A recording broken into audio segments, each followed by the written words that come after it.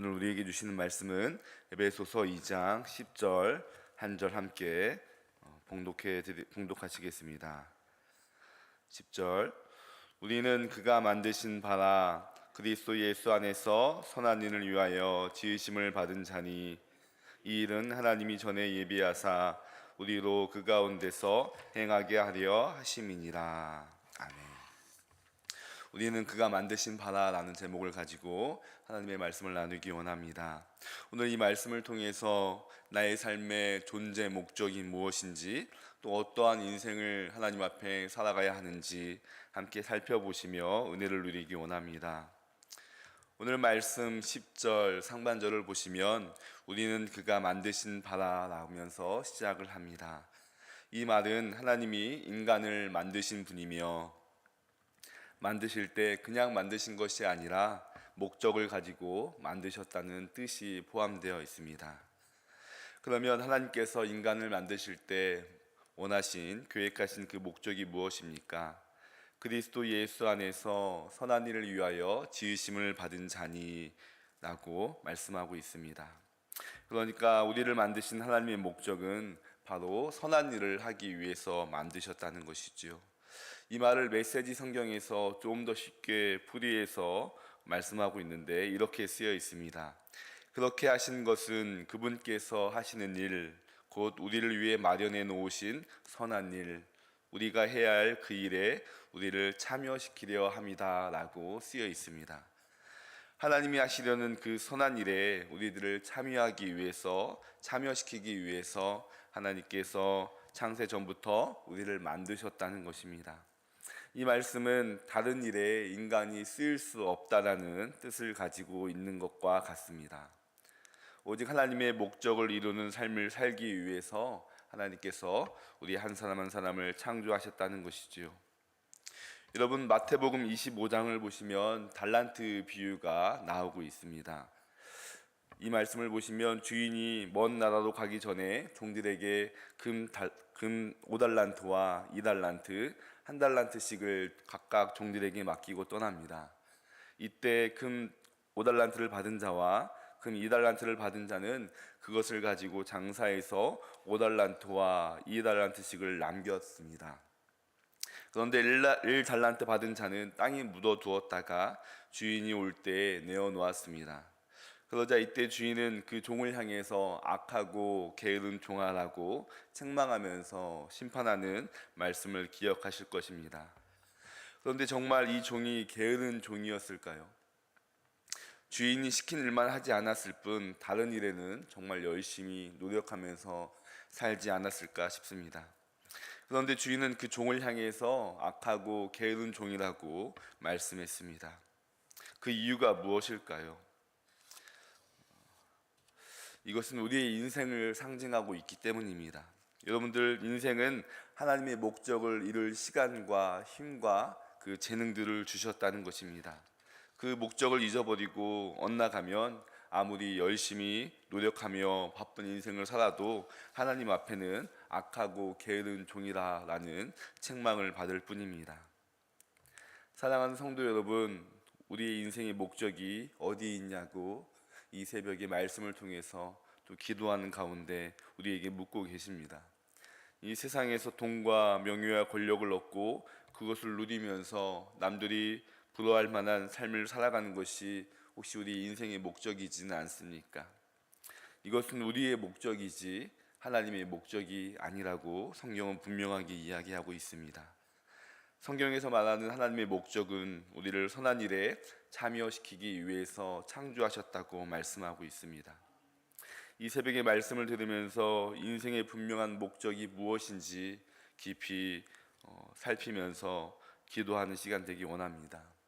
내 인생의 목적이 기도 가운데 깨달아질 때에 우리가 무엇을 해야 하고 무엇을 하지 말아야 할 것이 분명해지기 때문입니다.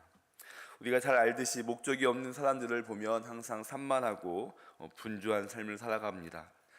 무언가에 초점을 맞추고 집중하며 사는 삶이 불가능하다라는 것이죠. 하지만 목적을 아는 사람은 그 목적에 맞게 자기의 삶을 그분께 초점을 맞추고 살아간다는 것입니다.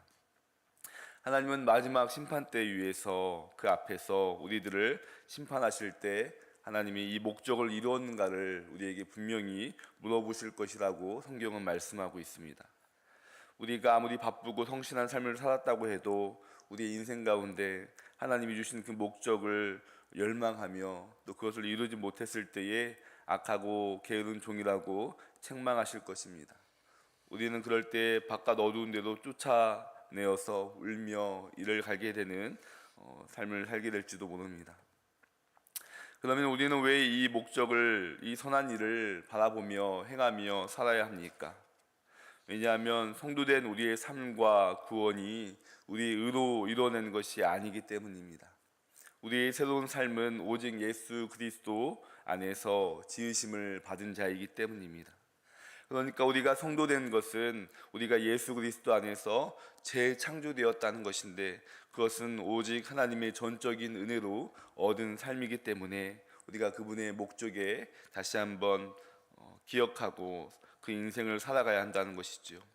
그래서 오늘 말씀 2장, 에베소서 2장 1절부터 이렇게 시작하고 있습니다. 허물과 죄로 죽었던 우리를, 또 본질상 진노의 자녀들인 우리를 하나님이 사랑하시고 그 크신 긍휼로 예수 그리스도 안에서 다시 일으키셨다고 말씀하고 있습니다.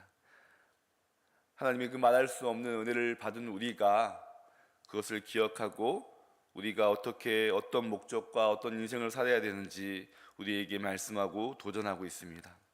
그리고 이 은혜가 그 시작된 시점이 우리가 아직 죄인 되었을 때, 우리가 아직 하나님을 원망하고 불평하고 우리 인생을 찾지 못하고 그렇게 포기하고 있는 그 시점에도 하나님께서 우리에게 그러한 일들을 계획하고 이루어 가셨다는 겁니다. 그래서 10절 하반절에 보면 이 일은 전에 예비하신 일이라고 쓰여 있습니다. 이 말은 오래전부터 준비하신 일인데 바로 창세 전부터 우리를 향해서 예비하셨다는 겁니다.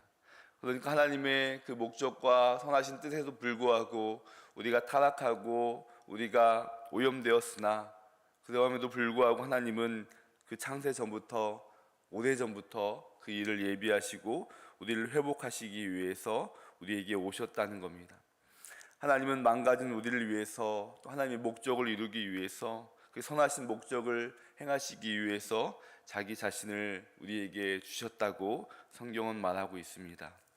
사랑하는 성도 여러분, 사순절을 살아가는 지금 여기서 우리가 무엇을 구하며 무엇을 또 행하며 살아야겠습니까? 우리에게 주신 그 사랑을 기억하고 또 특별히 사순절 기간에 우리의 마음이 하나님께 맞춰지고 하나님의 목적과 하나님의 뜻을 이루며 살아가기를 우리 삶 가운데 늘 기도하는 마음을 가지고 살아가야 하지 않겠습니까? 우리를 회복하신 그 하나님의 사랑에 감복하며 살아가야 하지 않겠습니까? 우리를 재창조하신 그리스도 예수 안에서 하나님을 영화롭게 하고 하나님을 영원히 즐거워하는 교제의 삶이 이 사순절 기간에 깊어지기를 소망합니다.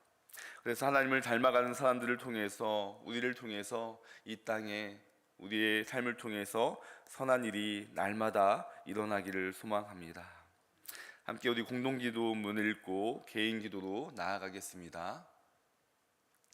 우리를 사랑하시는 하나님 아버지, 우리가 삶의 자리에서 어떤 일을 만나든지 보이는 것에 현혹되기보다 보이지 않으나 우리와 함께 하시는 주님을 찾기를 원합나이다.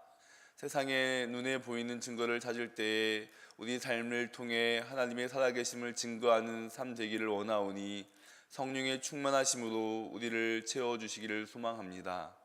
이 사순절 기간을 지나는 동안 예수 그리스도의 삶을 다시 바라보며 내 삶 속에서 내가 섬겨야 하는 것과 버려야 하는 것과 무엇인지를 분별력을 알게 하여 주시옵소서.